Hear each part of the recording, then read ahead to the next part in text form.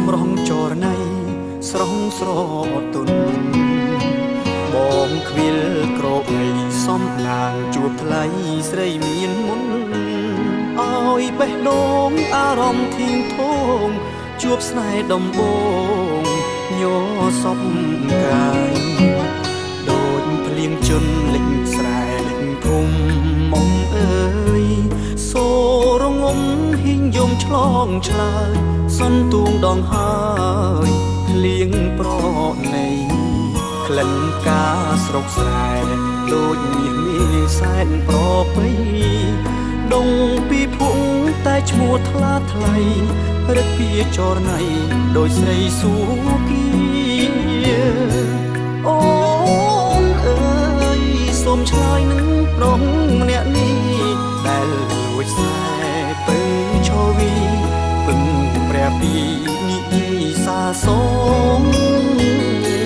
ថាចិត្តរៀមពិតស្នេហ៍ពេញបេះដូងប្រាប់ស្រីយល់ផងដឹងទេនួនអងបងលួចស្នេហ៍សាបេះដូងផ្ញើតាមក្តាមខ្យងឆ្លងទៅសូមបើកទ្វារបេះដូងពើស្នេហ៍ប្រុងខ្លៅជ្រៅណាស់ស្ងួនមែនបងស្មោះពិនគ្មានចិត្តនឹងក្បត់នឹមនួនក្រមែនពិនតែចិត្តខ្លួនត្រូវត្រង់ខួននួនស្នេហ៍មិនខំ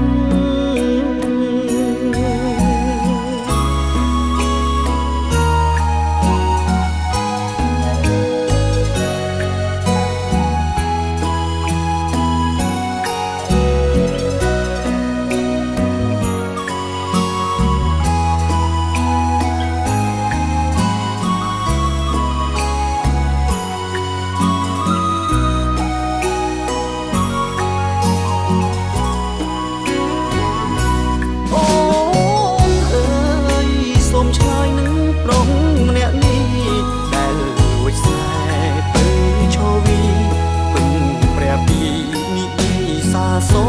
មថាចិត្តរៀមពិតស្នេហ៍ពេញបេះដូង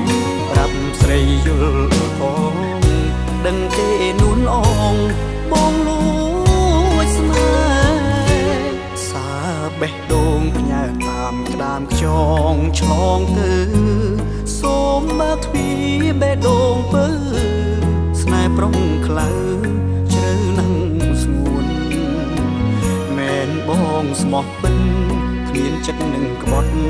នឹមនួនក្រមែនពិនតែចិត្តខ្លួន